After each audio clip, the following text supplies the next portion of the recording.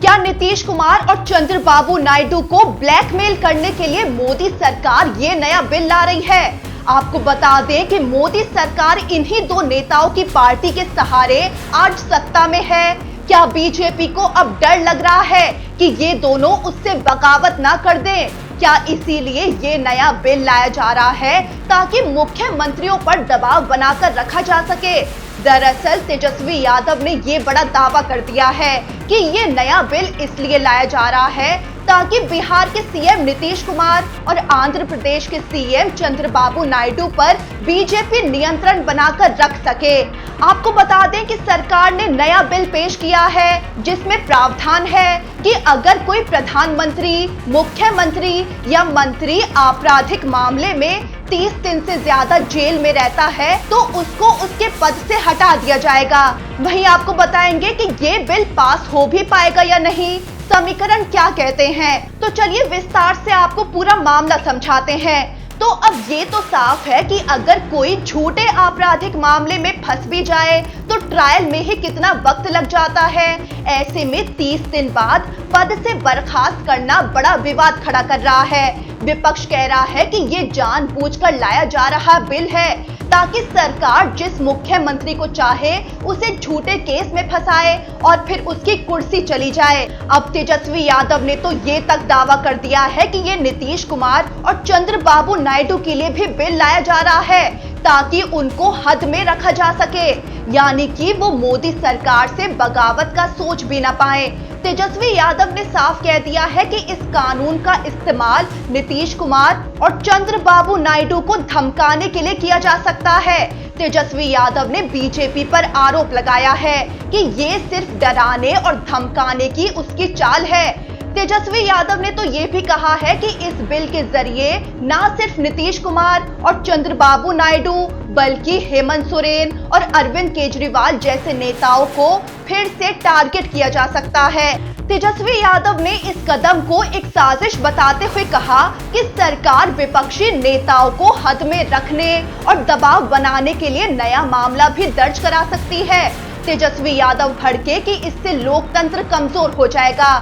वहीं आपको बता दें, इसी बवाल के बीच बिहार में तेजस्वी यादव और राहुल गांधी की वोटर अधिकार यात्रा भी जारी है, जो चुनाव में धांधली और वोट चोरी को लेकर बीजेपी और चुनाव आयोग के खिलाफ निकाली जा रही है। इस यात्रा में भारी भीड़ देखने को मिल रही है। ये 16 दिनों की यात्रा है जो 20 जिलों को कवर करेगी और 1 सितंबर को पटना में खत्म होगी।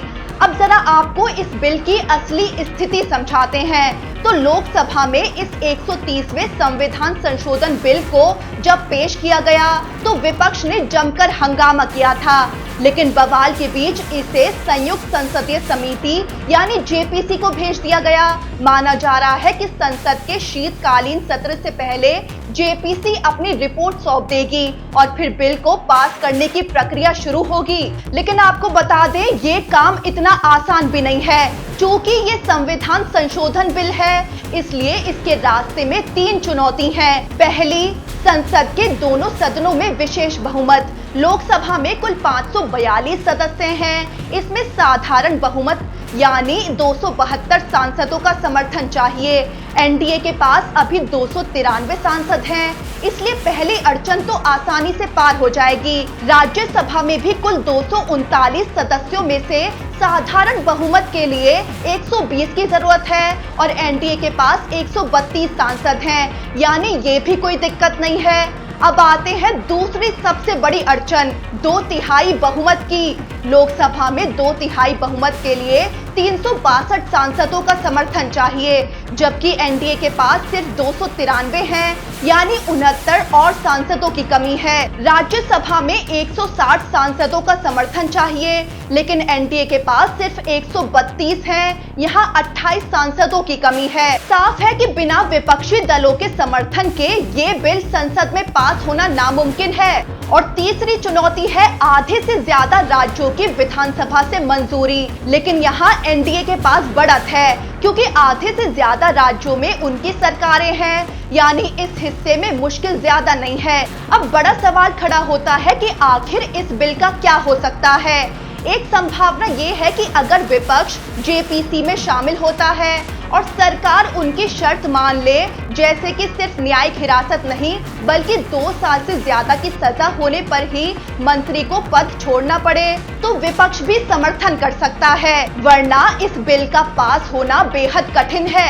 अभी तो सुप्रीम कोर्ट का आदेश यही कहता है कि अगर किसी सांसद या विधायक को 2 साल या उससे ज्यादा की सजा मिलती है तो उसकी सदस्यता खुद ही खत्म हो जाती है और उसे पद से इस्तीफा देना पड़ता है। तो तेजस्वी यादव समेत विपक्ष के आरोप और संसद के समीकरण दोनों ही इस मुद्दे को बेहद पेचीदा बना देते हैं। ये बिल सच में राजनीति को साफ सुथरा करने का कदम है या फिर मुख्यमंत्रियों को ब्लैकमेल करने का नया हथियार?